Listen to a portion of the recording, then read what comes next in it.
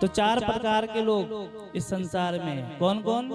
भाग्यशाली, सौभाग्यशाली, महाभाग्यशाली और दुर्भाग्यशाली।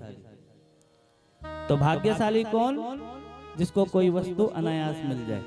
अनायास मतलब जिसके विषय में हमने सोचा ना हो और कोई आकर के हमें वो वस्तु दे दे, तो वो हमारे भाग्य से मिली, क्योंकि हमें पता नहीं था। परंतु जब उस वस्तु की विशेषता का पता चले कि भैया ये वस्तु तो बहुत विशिष्ट है, तब वो हमारा भाग्य नहीं रहा, तब वो हमारा महाभाग्य हो गया। उदाहरण से समझिए, जैसे कोई मार्ग में चलते हुए व्यक्ति आपको मिला और उसने आपको एक पेड़े का डब्बा पकड़ाया। पेड़ा समझते हो? मिठाई है ना? पेड़े का डब्बा पकड़ाया और वो पेड़े का डब्बा आपको दिया, बोला महाराज ये लीजिए।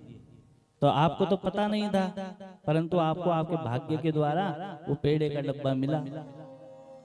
परंतु जब कोई वस्तु कोई दे तो उससे पूछा तो जाता है कि महाराज किस खुशी में दे रहे हो? तो हमने भी पूछ लिया, भैया किस खुशी में दे रहे हो? तो उसने बताया, भैया हम कल बांके बिहारी जी के मंदिर में गए थे, वृंदावन, वहाँ का ये प्रसाद है, वहाँ पे हमने ठाकुर जी को चढ़ाया, तो ठाकुर जी का जो पुजारियों ने प्रसाद दिया वो हम आपको दे रहे हैं। तो जब पता चला कि वो पेड़ा बांके बिहारी जी के चरणों से आया है प्रसाद बन करके, तो वो क्या हुआ? वो हमारा महाभाग्य हुआ।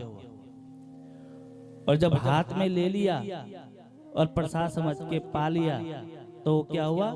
हमारा सौभाग्य हुआ। परंतु भैया कोई अनायास कोई वस्तु आपको ला करके दे दे, तो आप ये भी तो सोचोगे ना जाने क्या टोना टोटका करके दे दिया होगा, है ना? और आपने जा करके वो किसी और को दे दिया या उसको फेंक दिया, तो वो आपका क्या हो गया? दुर्भाग्य। कि वो तो बांके बिहारी जी के मंदिर का प्रसाद था, परंतु हमने उसको पाया नहीं, उसको फेंक दिया, तो वो हमारा दुर्भाग्य हो गया। तो उसी प्रकार से महाराज, जिसको पता है कि यहाँ पे ये श्रीमद् भागवत की कथा हो रही है, और वो व्यक्ति इस स्थान पे आकर के बैठ करके कथा को सुने, तो उसका भाग्य है। जब भाग्य हुआ तभी तो ये कथा हो रही है। अब भाग्य नहीं होता तो महाराज जी कथा कैसे होती?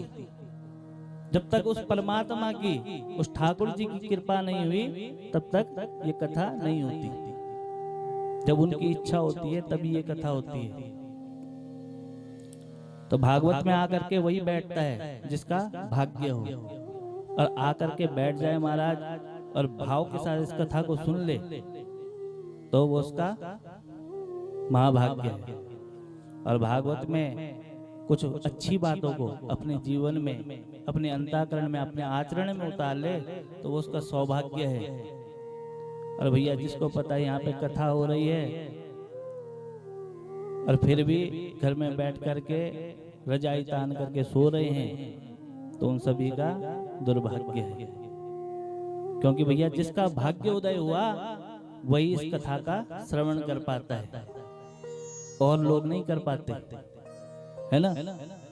तो जिसका भाग्य है वही इस कथा का श्रवण करेगा, क्योंकि जब तक ठाकुर जी की इच्छा नहीं होगी तब तक इस कथा को कोई सुन नहीं सकता। जैसे विधानसभा में जाकर के वही बैठता है जिसे जनता इलेक्ट करती है, उसी प्रकार से सत्संग में आकर के, इस भागवत कथा में आकर के वही बैठता है जिसे हमारे ठाकुर जी सिलेक्ट करते हैं। बोले जय श्री कृष्ण।